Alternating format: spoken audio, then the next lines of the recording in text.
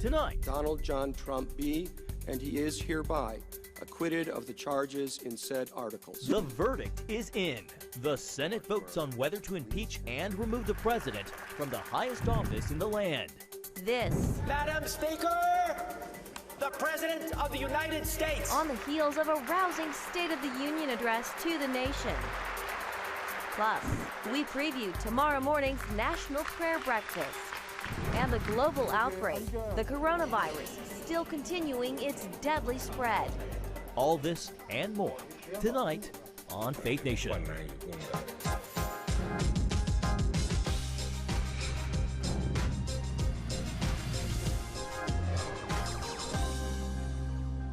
Not guilty. Tonight, President Trump cleared on both articles of impeachment. Welcome to Faith Nation. I'm Jenna Browder. And I'm John Jessup. The president acquitted late this afternoon on 2 impeachment counts, 48-52 on the first charge of abuse of power. And on the second charge, obstruction of Congress, 47-53. We have live team coverage tonight. CBN White House correspondent Ben Kennedy joins us from the North Lawn with the president's reaction. Also joining us, fresh back from Iowa, CBN Capitol Hill correspondent Abigail Robertson with a tally on the Senate floor. Abigail, where do things stand on the Hill tonight? Well, Jenna, no matter if you politically support or oppose impeachment, I think the majority of Americans will unite today that at least it is over. And here are the results. Donald John Trump, President of the United States, is not guilty as charged in the first article of impeachment.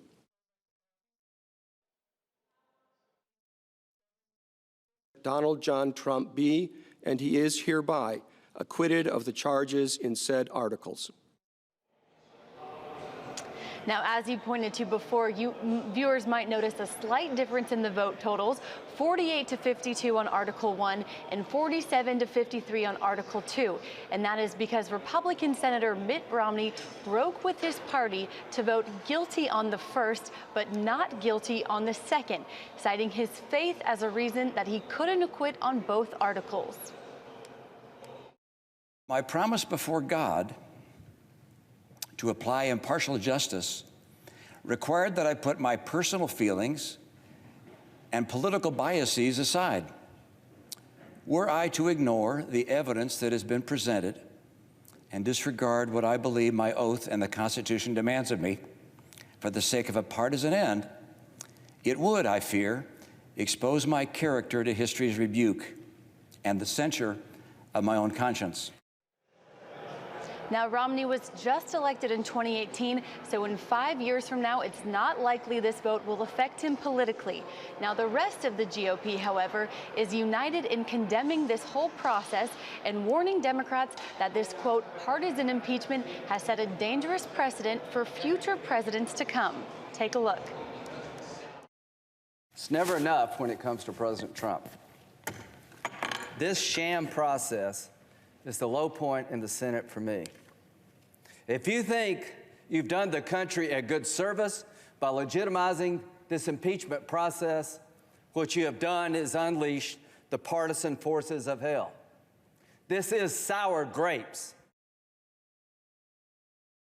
Tell me that they believe that this will play well for them politically in 2020, with Senate Majority Leader Mitch McConnell saying today that he believes those Republicans seen as vulnerable in 2020 are in a better place today than they were when this started. And McConnell also took a hit on Speaker Pelosi in his speech on the Senate floor this afternoon, condemning her for leading the country down this impeachment process and calling her out for tearing up President Trump's State of the Union speech last night. Perhaps she will tear up the verdict like she tore up the State of the Union address. It's like saying you're so worried about a bull in a china shop that you want to bulldoze the china shop to chase it out. I hope we will look back on this vote and say this was the day the fever began to break.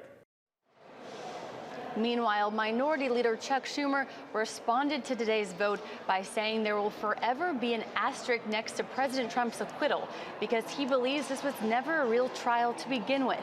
But he's proud of Senate Democrats for sticking together throughout this process.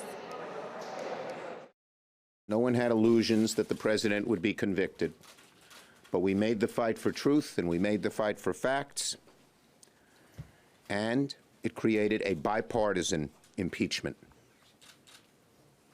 that can never be erased from history. Senator Schumer also praised Senator Romney for making that decision to vote with Senate Democrats. And it's interesting to know that in the House vote, it was a bipartisan vote against the articles of impeachment. And here in the Senate, we're seeing the opposite. We saw a bipartisan support in favor of impeaching Trump, with Senator Romney being that sole Republican to vote with Democrats. Now, as for President Trump, so far, he's remained pretty quiet, but announced that he will address the country tomorrow at noon with his thoughts on the, quote, victory on the impeachment hoax. Back to you, John and Jenna. All right, Abigail Robertson on Capitol Hill, thank you. Well, the acquittal comes less than 24 hours after the president's State of the Union. His address met with thunderous applause and standing ovations. Last night, though, the president also received jeers from Democratic opponents on the House floor. Mr. Trump used the annual address to tout his administration's record, laying the groundwork for his 2020 re-election campaign. He also had a few surprises up his sleeve. And with that, let's go to Ben at the White House for more. Ben? Well, Jenna, John, President Trump did not mention impeachment once in his State of the Union address. Instead, he touted the economy, job numbers, and even trade deals. He talked about his fight for religious liberty and called on Congress to end late-term abortions. Madam Speaker, the President of the United States. President Trump walked into the same chamber where House Democrats voted to impeach him. He did not shake House Speaker Nancy Pelosi's hand. Members of Congress, the President of the United States. Pelosi left off that it was her high honor and distinct privilege when introducing the commander-in-chief. But despite delivering the State of the Union address under the cloud of impeachment, Trump did not mention it.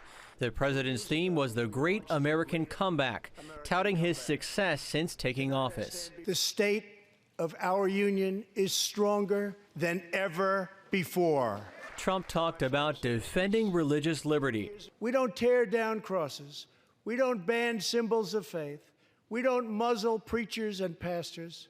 In America, we celebrate faith. He then called on Congress to fight for the unborn. I'm also calling upon members of Congress here tonight to pass legislation finally banning the late-term abortion of babies. The fundamental protection of life in the United States to end at long last late-term abortion. Certainly we can all agree on that. It was shocking to me that Democrats would not even stand to defend late-term abortions. It's very difficult for me to wrap my mind around that. Some of your Democratic colleagues decided not to show up. Why was it so important for you to attend tonight's speech?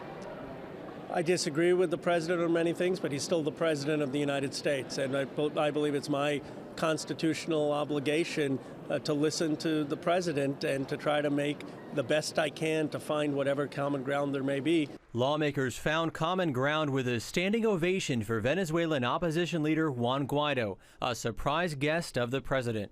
Please take this message back that all Americans are united with the Venezuelan people in their righteous struggle for freedom. The chamber was on their feet again to welcome back a soldier in a real-time surprise homecoming, then applauded Rush Limbaugh, who was honored with the Presidential Medal of Freedom. Beloved by millions of Americans who just received a stage 4 advanced cancer diagnosis. This is not good news, but what is good news is that he is the greatest fighter and winner that you will ever meet. The address wrapped up with the House Speaker making it clear what she thought of the president's speech, while the Democratic response focused on action to their base. We want everyone to have a path to a good life, whether it's through a union apprenticeship, a community college, a 4-year university, without drowning in debt. We want your water to be clean. We want you to love who you love and to live authentically as your true selves. And we want women to have autonomy over our bodies. We want our country welcoming, and everyone's vote counted. And as Abigail mentioned, live on Capitol Hill, President Trump tweeted a short while ago that he will be making a public statement tomorrow at noon from the White House right here behind me. It'll be the first time we've heard from the commander-in-chief on camera after that impeachment vote. John, Jenna? All right, Ben Kennedy at the White House. Time now for our Faith Nation political panel. Joining us tonight, Caitlin Conant, CBN News political director, and David Brody, CBN News chief political analyst. So the verdict, not guilty, acquitted by the Senate today. But like Presidents Clinton and Andrew Johnson before him, the stain of impeachment forever stays with this president. Caitlin, how does this change things now? Where does the president stand politically tonight? Well, tonight you saw the president's campaign put out a statement and saying the whole reason they did this is because they're scared of President Trump beating whoever the Democratic nominee is in 2020. I think they're saying he's acquitted. It's good. We're going to move on and start fighting for the American people. They're citing strong economy polls today. But also, they really wanted 100% of the GOP senators to stand with him on a not guilty vote. And as you guys reported earlier, Senator Romney deflected. So in terms of politics, as you saw Senator Schumer say, they're going to be able to say, the Democrats, that they had bipartisan support, that the president was guilty of impeachment in the Senate. So we'll see how that plays out. Yeah, David, do you think Democrats will hit hard on that point, that this was a bipartisan vote because of Mitt Romney? Well, insert the laugh emoji on the bipartisan vote, okay? It's one, Mitt Romney, and we can talk about Mitt Romney in a moment. We'll set that aside. So, all right, yeah, it was bipartisan, but we'll just use some air quotes on that. But they'll have a fun time doing that for about 24 to 48 hours, and then after that, we move on. Look, I think the president is extremely in a much stronger position tonight than he was before impeachment. We had the Gallup 49% approval rating. He's not guilty. Oh, by the way, I buried the lead. He's not guilty. And the base is riled up more than they were even in 2016, according to the folks, not just in the White House, but that are on the ground in many of these key battleground states. So, look, Nancy Pelosi wanted this. At first, she didn't want it. Then she wanted it. Now she's got it. David, there was some talk ahead of the vote that there might be some Democrats who would vote with Republicans. We didn't see that. They stayed together as a solid bloc. Senator Doug Jones of Alabama was someone that people were watching pretty closely. He's up for re-election in a very red state. Were you surprised by his vote? A little surprised, but ultimately, look, when you're up for re-election, you got to energize the base. And Doug Jones needs those Democrats in Alabama. He's not going to rely on Republicans. So, I don't think the upside for him to vote for impeachment, at least politically, or against impeachment, excuse me, would have been probably the right move. So really not surprised, ultimately. Caitlin, does this maybe signal that he's resigned, that his re-election bid is going to be quite hard? I think so. And you also have right now all the Democratic potential opponents of his who just came out of Iowa with no real results yet, which they've been spending the better part of the year there. And the whole point is to get momentum and to move on and say, I did well. Here's why you need to vote for me. I'm the person who can take on Trump. And that moment was lost. So that is a real boon to the president right now. As we look ahead to New Hampshire, who's best positioned there to do well? So right now, basically, because there was no real momentum out of this, it's kind of like we're starting at ground zero again, because you have Mayor Pete Buttigieg saying he did great. You've got Senator Sanders saying he did great. You have former Vice President Joe Biden, who did not do it appears as well in Iowa, basically being able to start fresh and say, here, I'm the guy who can take on President Trump. He's changed his stump speech a bit and is going after Sanders and going after Mayor Buttigieg, trying to make this argument that he is best suited. And meanwhile, you've got Michael Bloomberg, who skipped all of the early states and is taking it to all of the battleground states where President Trump is really focused on. David, Caitlin just teed me up perfectly. So Michael Bloomberg, some people are saying he was the biggest winner out of Iowa because he completely skipped the Hawkeye state. He is going to be on the debate stage later this month, February 19th, after last-minute changes on eligibility rules. What do you make of his unconventional path? Well, it sure is unconventional. I'll just say this. Let's go on the pro side for Michael Bloomberg, and it's a short pro side. Biden's not doing well, and that gives him a vacuum, gets him a space to maybe perform and have people take a look at Bloomberg as kind of like the Biden, not the anti-Biden, but the Biden replacement, if you will. But here's the anti-Bloomberg side, and it's long, and we've talked about it. I mean, first of all, you're not going to compete in the first 4 states. I mean, I would think that would come back to bite you at some point. Also, the Democrats who rail against billionaires are going to elect a billionaire as their candidate? I mean, someone wake me. Am I missing, Caitlin, am I missing something? Why in the world would they do that? Oh, by the way, my bad, a white billionaire, and there's already a white billionaire in the White House. So I just never see it, and honestly, he's not that charismatic either, and then he's got some policy issues as well. There's a lot of things there. But he does, the one thing I will say he brings is he does have that straight talk New Yorker style that is very similar to President Trump. So to the billionaire point, the other day someone said, what would it be like for two billionaires to run against each other? And he quipped, who's the other billionaire? Right. You know, yeah, he's got a little chutzpah. Exactly. That's a good point. Real quickly here, what about Pete Buttigieg? We're still waiting for the numbers to kind of really funnel out. If he wins Iowa, is there anything that he can capitalize there on? Oh, I think so. I mean, he's going to claim victory in Iowa. He's going into New Hampshire.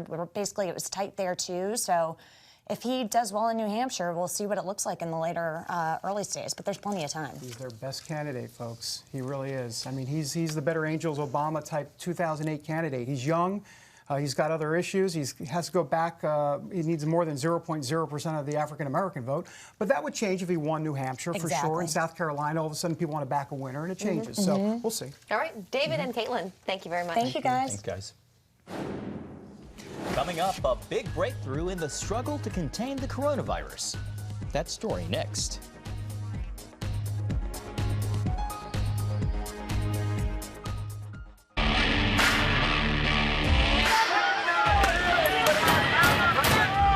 Having sex before you marry is a bad idea.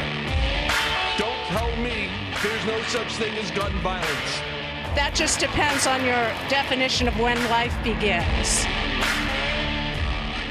Watch Dan and Dale tackle trending topics that test your faith on the next Faithwire, Monday night at 9:30.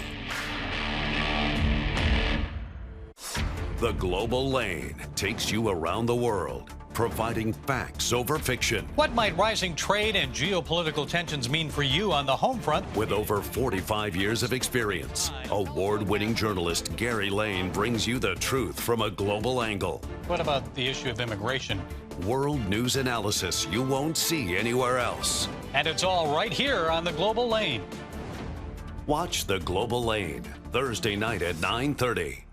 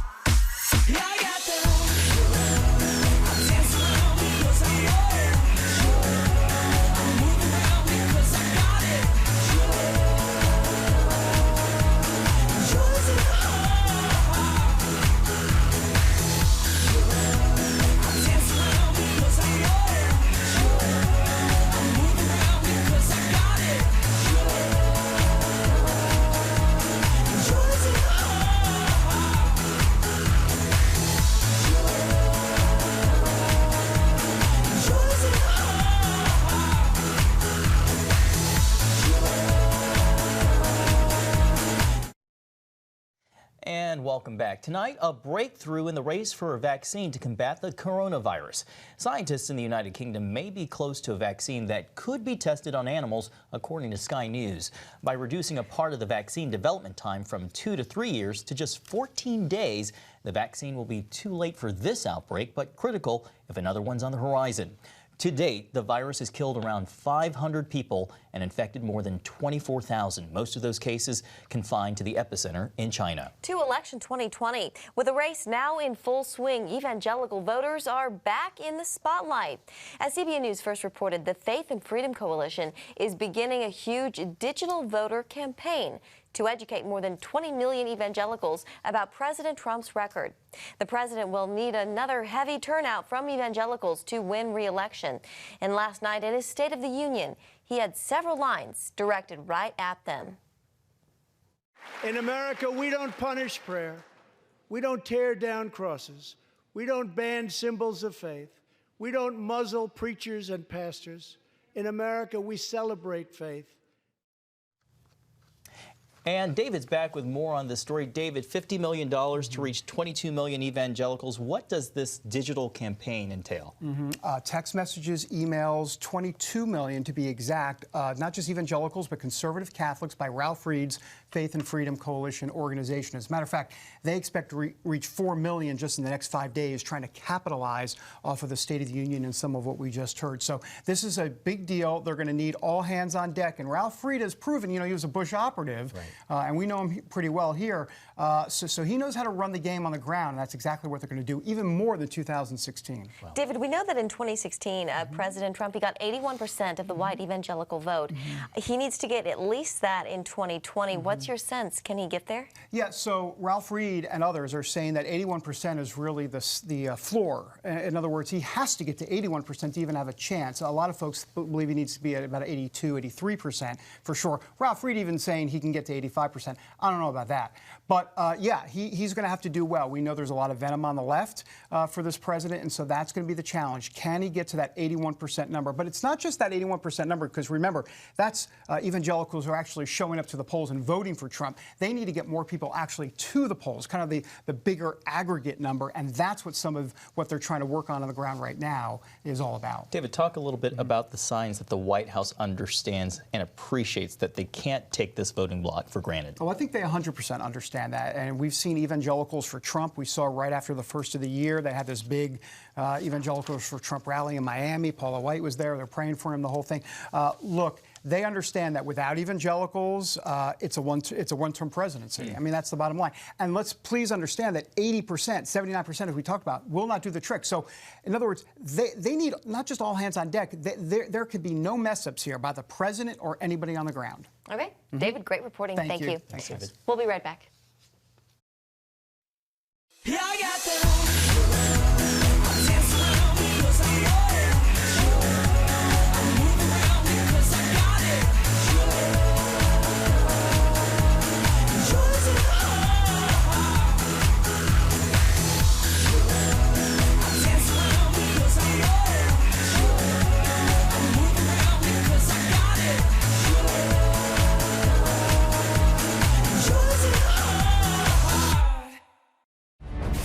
On the home front.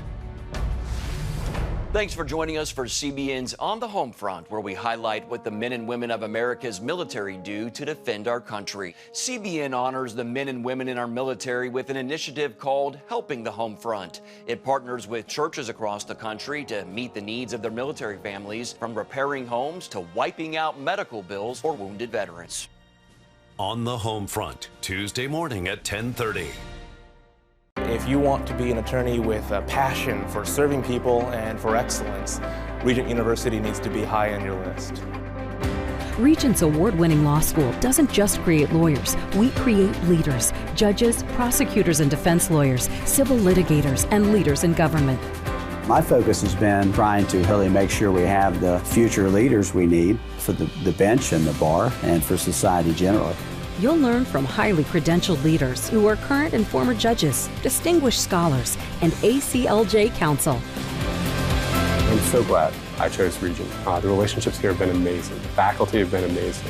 Not everybody's called to the same thing when they leave law school, but they're called by a God who has a purpose for their lives, and He is going to use that education to make a difference in the world. Regent will prepare you to be a purpose-driven, practice-ready lawyer. To start your rewarding law career, complete the online application, submit your transcripts, and take the law school admissions test by July. Apply today. Well, tomorrow is the 68th Annual National Prayer Breakfast right here in Washington, D.C. 3,500 people are expected to attend, and among them, elected officials, diplomats, and religious and political leaders. Including President Trump, who will speak less than 24 hours after his acquittal. This is a long-running tradition. Every president since Dwight D. Eisenhower has addressed this influential crowd. This is an especially important speech for President Trump, given his staunch support among evangelicals. Well, FBI Director Christopher Wray was back in the hot seat today as he testified on Capitol Hill. The bulk of the hearing was rehashing what went wrong in the lead-up to the Russia investigation and what's been done to correct it. But the House Judiciary Chairman took it a step further, asking about any so-called impeachment payback investigations that could be coming down the pike. Has the President, the Attorney General, or any other administration official asked the FBI to open an investigation into Joe Biden, Hunter Biden, John Bolton, or any member of Congress? Mr. Chairman, I have assured the Congress, and I can assure the Congress today, that the FBI will only open investigations based on the facts and the law and proper predication. And no one has asked me to open an investigation based on anything other than the facts, the law, and proper predication. Thank you. And Director Wray insisted that most of those involved in the lying to obtain FISA court search warrants in the Russia investigation are no longer with the FBI. He says those who remain are facing disciplinary action. Coming up, what got lawmakers on both sides of the aisle to rise to their feet during last night's State of the Union address?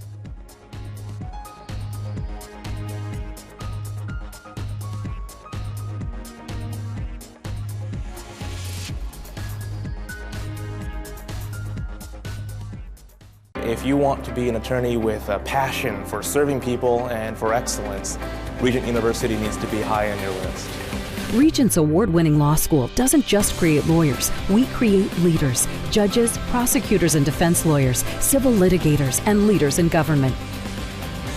Ready to become a purpose-driven, practice-ready lawyer? To start your rewarding career, complete the online application, submit your transcripts, and take the law school admissions test by July.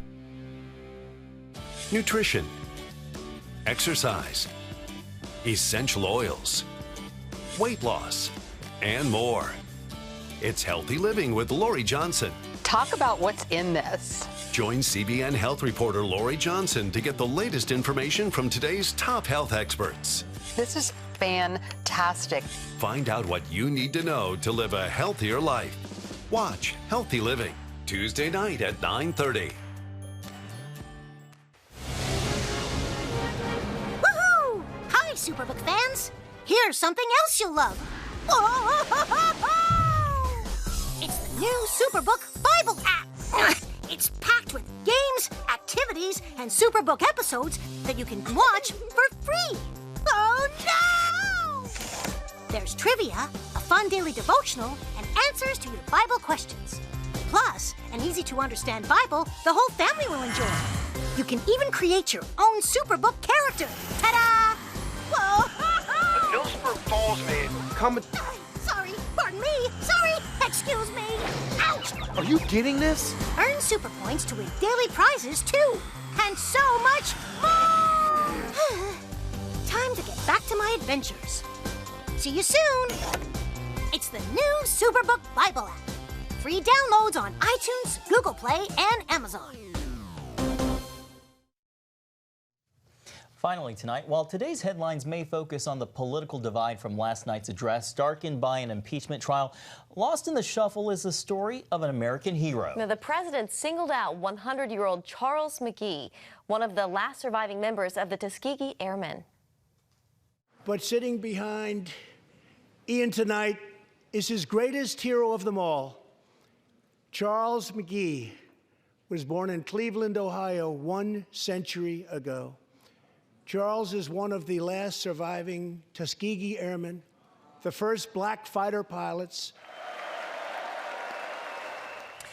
McGee flew 409 combat missions in Korea, Vietnam, and World War II combined. The president also recognized McGee's great-grandson for his dream of someday entering the newly created Space Force. Jenna, 2 things. 1, McGee looks great for 100 years old. No kidding, I'll have what he's having. And 2, it's been a big week. He racked up the frequent flyer miles. He was at Super Bowl 54 presenting the coin toss for the Super Bowl, and now he's a brigadier general at the State of the Union. He's a national treasure. Absolutely. It was neat to see him last night. Well, thanks for watching Faith Nation. Have a great evening.